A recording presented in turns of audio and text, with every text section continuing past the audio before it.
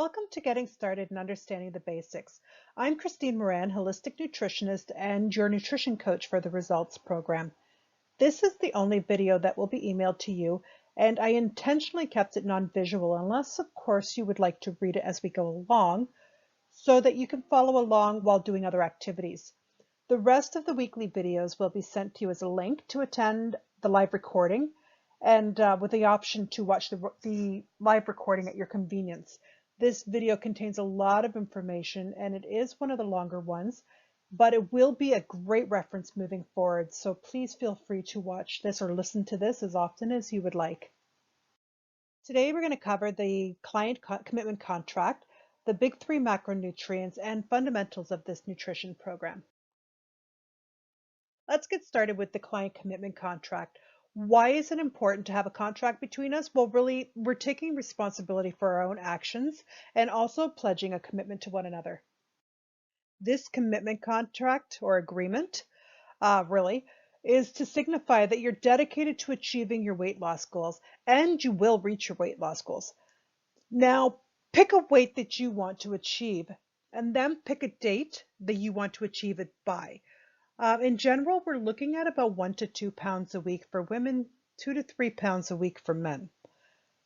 Stating your goal in such a measurable and accountable way will help to provide clarity.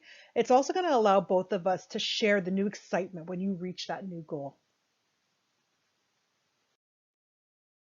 I agree to provide you with personalized nutrition plan based on the latest and most accurate nutrition research and to present it to you in a way that's clear, it's easy to understand and implement. I agree to answer your questions via email in a timely manner.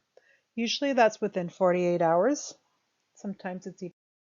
My pledge to you, I will encourage you to believe in yourself and I will constantly remind you of your full potential so that your confidence grows and you flourish as a person. We will work together to identify your goals and I will help you stay on track as you strive towards that. And finally, I will believe in you 100% and will take you and your goals very seriously. Your responsibility to me as a participant of this program, you fully agree to attend all scheduled consultations or webinars, either in person or online or by telephone. You understand that if you have to cancel a scheduled appointment, that you must provide a minimum of 24 hours notice. I highly recommend not scheduling appointments. We don't have very much time together. Let's take advantage of everything that we can get out of this. If you find that you are having a week or a day that's not maybe as great as you would like it to be, those are the times when you need to meet with me even more so that we can put together strategies and discuss some challenges and find some ways to work around them.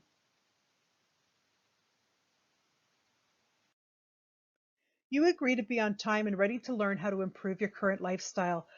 You will complete and hand in a weekly food journal, and you are committed to reaching your goal of losing whatever that number was that you calculated earlier by following this program. You agree to be proactive and pre-plan your meals and snacks. You will honor your decision to lose X number of pounds, state that number again, and to become a happier and healthier person. And I am here to help you on that journey. So moving on to the big three macronutrients, I want to start with metabolism. What is metabolism? It's the process that converts energy or calories from food or stored energy from either fat or glycogen into a usable type of fuel for your body. A byproduct of conversion is heat. And it's important that this heat is created because as our bodies warm up, we burn calories. Now, what is resting metabolism? The amount of energy, or again, calories, it takes at rest in a neutral temperature environment while your digestive system is inactive to sustain daily life without activity. Or in short, or in English, when you open your eyes in the morning and you're lying in bed, it's the amount of calories it takes to sustain that exact position without movement, without digesting your food. This is your basal metabolic rate or your resting energy expenditure. A person's resting metabolism decreases with age and with the loss of lean body mass. That's also known as muscle mass. When one consumes more calories than their resting metabolism, their weight increases.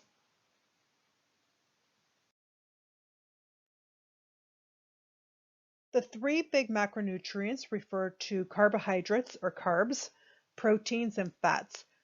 Contrary to what our food pyramid or our food guide taught us when we were in elementary school, there's really only three food groups, which the new food guide is a little more geared towards. And that's your carbs, your proteins, and your fats. A food can be either one of those categories, and it can be a combination of all three of those macronutrients. This plan that we're on is a macronutrient-based plan. So let's understand what these macronutrients are a little clearer so that when we do discuss them, we can understand what they are. So we're going to start with carbs. What are carbs? Carbs yield about 4 calories per gram. I'm not necessarily going to be having you tracking calories. Calories are they're important. However, not all calories are created equal. So that's why I'm kind of explaining a little bit what they are. Um, there is a misconception out there about the type and the amount of carbs that a person should eat. I'm truly here to set the record straight and eliminate all confusion surrounding this vitally important main macronutrient. Carbs are our body's primary and preferred source of energy, and that's important to know. Our brains, our red blood cells, they rely exclusively on carbs for fuel. What we know that not all carbs are created equal, so let's discuss the facts about carbs. We're going to begin with a blood sugar story. All carbs are digested into sugar, which is glucose when eaten. This glucose either gets used up right away for fuel because you're doing activity or you're working or you're hustling and bustling, you're living your life, or it gets stored as fat for later use. In order for this process to happen, there's a chain of events that must take place. The process goes like this.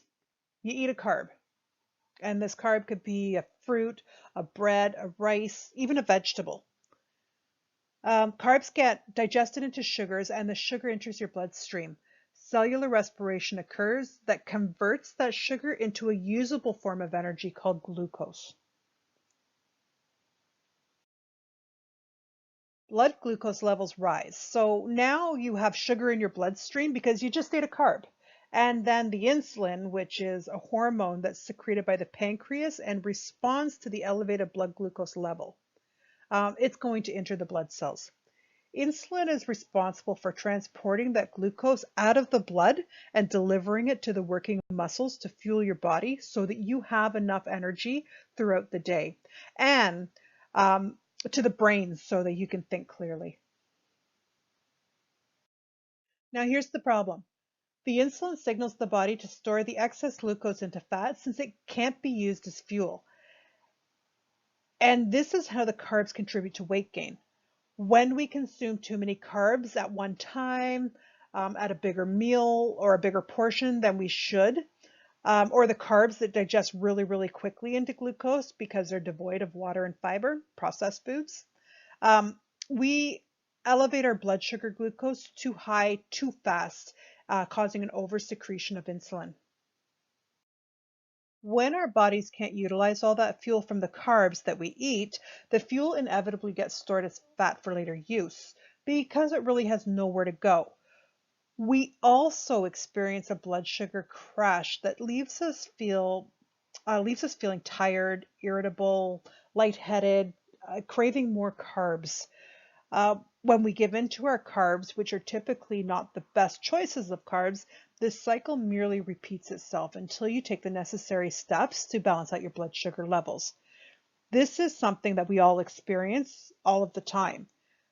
You eat, for example, oatmeal, wheat, maple syrup, honey, or you have cereal, or you have bread, or something in the morning that digests quickly into glucose. And so this process repeats itself starting first thing in the morning, causing you to continuously crave carbs all throughout the day. Now, the solution, remember the point that I said that not all carbs are created equal?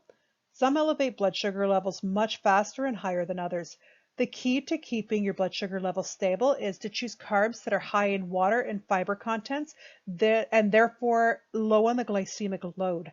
Water and fiber displaces sugar, so you want to choose carbs like fruit and vegetables.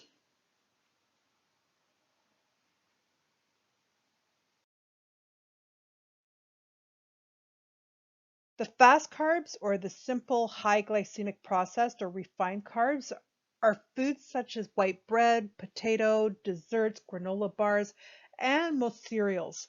These carbs do not contain adequate sources of water and fiber, and therefore they convert very quickly into sugar. This process, it gives your body more energy in the form of glucose or sugar than it needs at any one time. The slow release of sugar into your bloodstream enables you to have lasting energy and keeps you feeling full longer. This is contrasting slow digestive carbs. The trick to eating carbs and maintaining a healthy weight without having your mood or your energy levels or your mental clarity affected is to choose slow digesting carbs such as fruits or vegetables or whole grains, and then pair that slow digesting carb with any of the other two macronutrients, protein and or fat. Now let's move on to protein. Protein yields 4 calories per gram. The protein is made up of amino acids. There's 22 amino acids that are broken down into two categories. The first category is non-essential, meaning the body can make them, and the second is essential, meaning the body can't make them by themselves, so we must adequately acquire them through our food. Protein makes up about 20% of your body weight. It's the primary component for muscles, hair, nails, skin, eyes, your internal organs, especially the heart and the brain. Our immune system requires protein for the formation of antibodies that helps to fight infection. Proteins also manufacture hormones, again, antibodies and enzymes, and preserve the proper acid-alkali pH balance in the body. We should be eating lean protein with every single meal. How does protein help you lose weight? You might have heard of the thermogenic effect of food. Thermo means heat, genic meaning creation. So thermogenic means the heat creating. When you create heat after eating food, you will ultimately burn more calories and have fewer available to be stored as fat. Protein is a highly thermogenic food because it requires calories. It requires effort to digest it, and that produces heat. Proteins are big. They contain lots of molecules that need to be broken down into single amino acids before they can actually be absorbed into the body and used as fuel. When you have lean protein sources with your meal, your body creates heat while breaking it down, which in turn burns calories.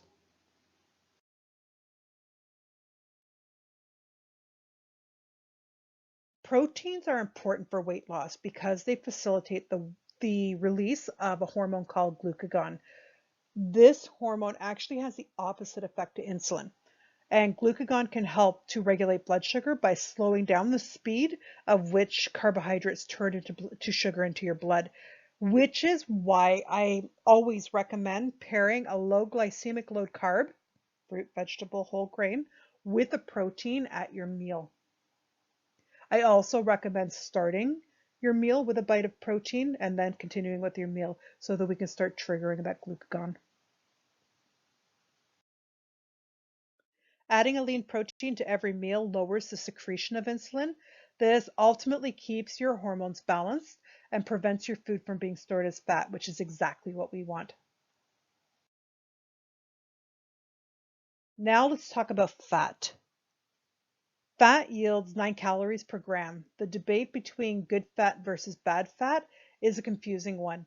In order to have a balanced whole food diet, you must consume fat on a daily basis. Fats are important to transporting nutrients, including vitamins A, D, E, K, and other fat-soluble vitamins. Fat is also responsible for protecting the vital organs from trauma and temperature change, while also providing padding and insulation. If you're eating a lot of vegetables, this is awesome. But if you're not having a good quality heart healthy fat with it, The fat-soluble vitamins and minerals that are included in those veggies are not going to be able to be adequately digested and absorbed because there's an absence of fat.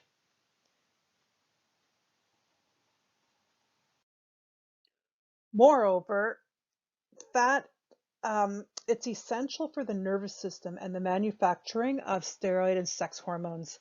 The inclusion of good fat in the diet helps to keep you feel full.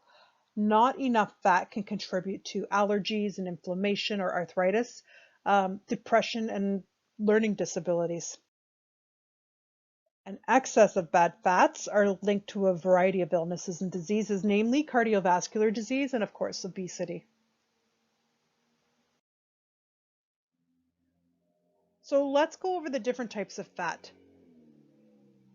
First, we have the very bad, and I mean like you should never have them, trans fats. This is also known as partially hydrogenated oils. These are manufactured fats that are found in margarine, packaged foods, fried foods, microwave popcorn. What they do is they increase the LDL, which is the bad cholesterol, and at the same time, they also lower the HDL, which is the good cholesterol. And that's a really bad combination.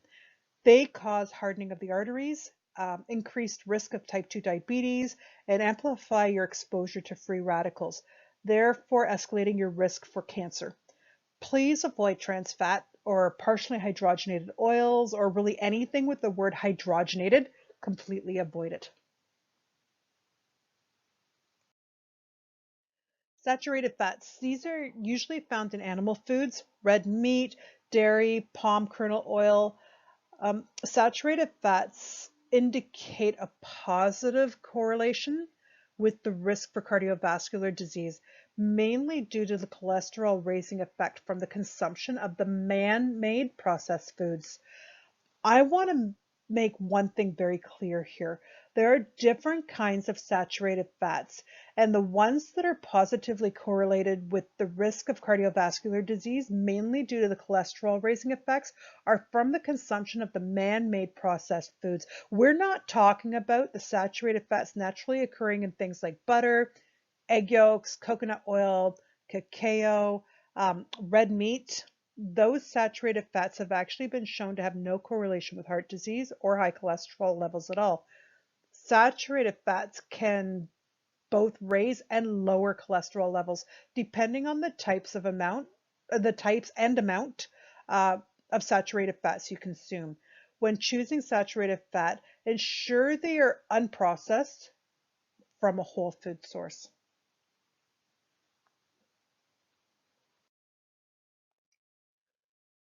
So polyunsaturated fats are otherwise known as PUFAs in my world. Um, they're found in most vegetable oils such as corn, safflower, sunflower, soybean. They're, they lower your bad cholesterol and they may lower the good cholesterol. PUFAs are inflammatory, meaning they create inflammation in your body. They are mostly a source of omega-6 fatty acids. They're okay to eat as long as you don't have too many of them. Especially in our society, these PUFAs or polyunsaturated fats, namely vegetable oils, sunflower oil, soybean, and sunflower oils, are inserted into almost every oil-based food that we have, like salad dressing, mayonnaise, processed foods. We have an overabundance of PUFAs in our diet, creating an imbalance of omega-6s to omega-3 fatty acids, causing inflammation. It's now coming out that this over abundant use of omega-6 PUFA inflammatory oil is correlated with cardiovascular disease as well. So please take care to avoid having vegetable oils in your diet. Monounsaturated fats. These are considered to be the good fats found in olive oil, canola oil, peanuts, avocado. They may lower your LDL or your bad cholesterol, but they don't affect your good cholesterol. All of this being equal, it really does depend on the quality of the monounsaturated fats that you're buying. There's different qualities of olive oil. It's best to use extra virgin cold pressed olive oil. I highly recommend dark bottle. If it's in a clear bottle, don't even touch it. The darker the bottle, the better. Essential fatty acids. You might have heard, you've probably heard the term either essential fatty acids, EFAs, omega-6s, omega-3s, somewhere along your journeys. EFAs, they're essentially from food as your body can't make that. There's two types of EFAs, omega-6s and omega-3s. Every living cell in your body needs EFAs to rebuild and produce new cells. Too much omega-6 in the form of processed vegetable oils can create an imbalance in the ratios of omega-6 to omega-3. And remember, we said earlier omega-6s are inflammatory. Omega-3 and omega-6, it needs to be kept in a 1-to-1 ratio balance for optimal health. And I will say the standard American diet is more of 1-to-7. We need those omega-3s because they are so anti-inflammatory. But we tend to have way more omega-6s in our diet.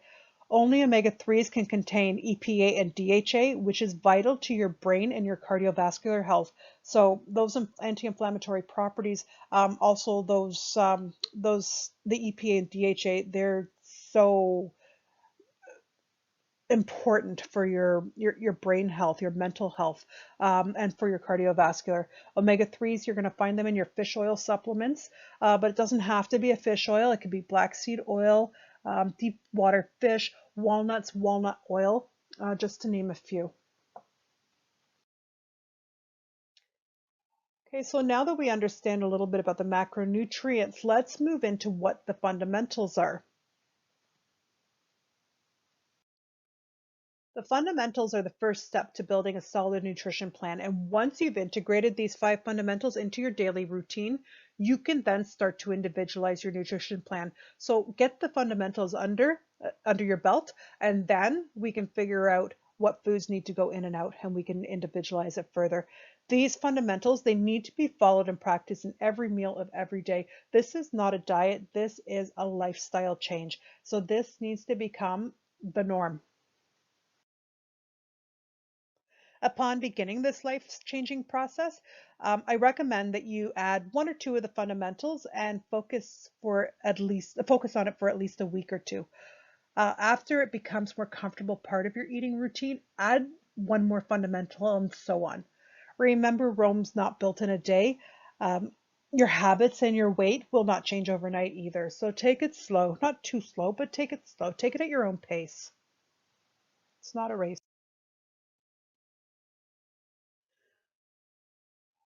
Fundamental number 1, eat breakfast within 1 hour of waking and continue to eat every 4 to 5 hours throughout the day. This is probably one of the most challenging. If there's 2 things that I have to start with almost everybody, 1, it's eating breakfast, and 2, it's drinking water. It's true that breakfast is one of the most important meals of the day. So consuming a balanced breakfast, it helps you to regulate your blood sugar. We talked about that earlier with the blood sugar story, and it helps to keep you full throughout the day. When you skip breakfast, your blood sugar levels, they drop. And when this happens, you're more likely to consume higher glycemic carbs throughout the day. This perpetuates the blood sugar highs and lows, causing you to crave more sugar and therefore gain more weight. Consuming a meal or a snack every 4 to 5 hours is the best way to stimulate your metabolism and balance your blood sugar while maintaining your lean mass and reducing food cravings. It's essential for hormone balancing. How many times a day should you be eating? The answer to this differs for everyone because it really does depend on how long you're awake for and your levels of activity. The first fundamental states to eat every 4 to 5 hours. So in order to figure this out, how many times you should be eating in one day, let's divide the hours that you're awake by either 4 or 5. For example, if you're awake for 16 hours a day, say from 6 a.m. to 10 p.m., if you eat every 5 hours, that's about 3 meals a day. And meal times would be as follow. Breakfast would be at 7 a.m., lunch between 12 and 1, and dinner at 6. Good rule of thumb is to eat about 3 meals a day. This may also have to be adjusted depending on your goals or if you're not seeing the desired results, or again, depending on the level of activity that you're involved in. When it comes to shift work, this general rule applies to whichever shift you happen to be on. Eating within the first hour or two of getting up, eating every 4 to 5 hours throughout the day, and stopping before we go to bed. Can you eat after dinner? Well, eating every 4 to 5 hours up until 2 hours before you go to bed. So if it's 9 p.m. and you eat dinner, say at 7, and you're truly hungry, and when I say truly hungry, I mean have a glass of water first and see if that satisfies the hunger. Um, if not, then eat. Make sure you're truly hungry, you're not just bored. You're going to learn what foods to eat at night, and as long as you follow your plan, you won't gain weight from late night eating. Plus, no one likes to go to bed hungry. Everyone's nutrition plan is going to be a little bit different because no two people are the same. Your nutrition plan is based on your age, your height, your professional activity, your physical activity levels, and your goals. So follow the fundamental suggested meal times and then choose foods from your meal plan that I'm going to give you after your first week, or in your first week, I should say.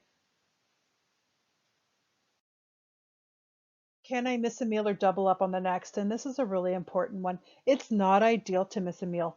Throughout our time together, you're going to learn about meal preparation, planning techniques, as well as how to plan for the unplanned so that you will be less likely to miss meals. Because your metabolism requires a steady and constant influx of calories and nutrients, your body has a negative response when you skip a meal and then overeat later on. If you double up on your next meal, essentially your body can only use the calorie it needs at that given time. Um, it's going to usually store the rest of your calories for fat for later use. And the problem is that when you don't use those calories later because you're sitting on the couch, because you're tired, because you just ate a big meal, or even just because you're at a desk for 12 hours a day, it's going to get stored as fat. On special occasions, or if you're going out for dinners, organize your day accordingly. For example, if you're going out for Italian food, save your grains for the dinner and make sure that you get a really good workout that day to use up those stores. Fundamental number 2, consume vegetables and or fruit with each meal and snack. Vegetables are generally unlimited, so fill up on them. They're high in fiber, they're low in calorie, they're nutrient dense. The more colorful, the better. Eat the rainbow. Fundamental number 3, consume a lean protein choice. Protein is essential for stimulating your metabolism, maintaining and building lean muscle, and for helping to keep you feel full and alert. Protein is not just limited for lunch and dinner, it needs to be in your breakfast as well. You can also have protein in your snack. If you do end up having a snack, you want to choose a very lean or a lean protein source. Fundamental number 4, include a healthy fat daily. Um, not include healthy fats daily. We need about 20 to 40% of your daily caloric intake, and that should come from fat.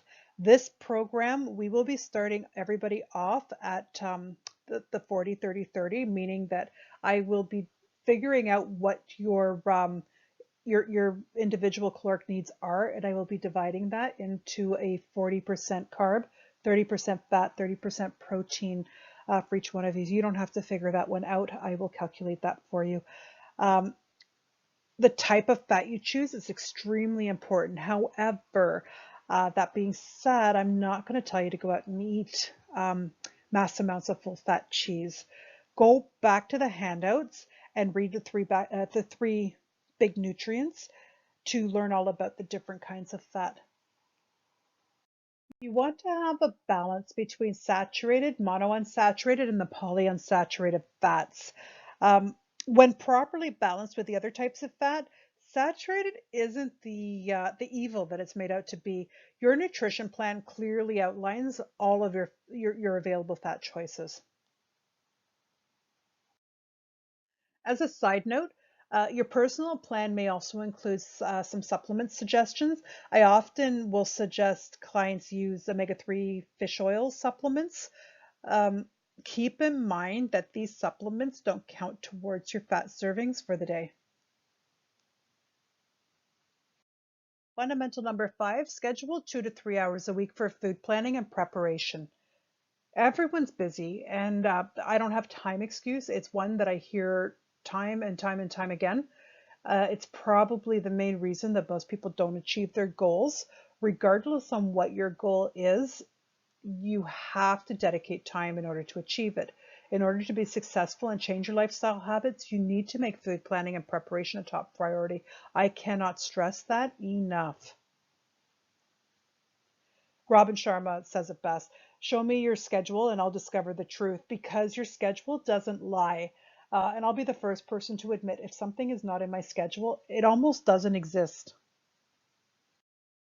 If you don't schedule your snacks and meal times by actually marking it in your calendar or in your schedule, it most likely isn't going to get done. How can something be a priority for you if it's not included in your schedule? 2 to 3 hours, it might seem like a long time, but if you break it up over the course of a week, it definitely becomes more manageable.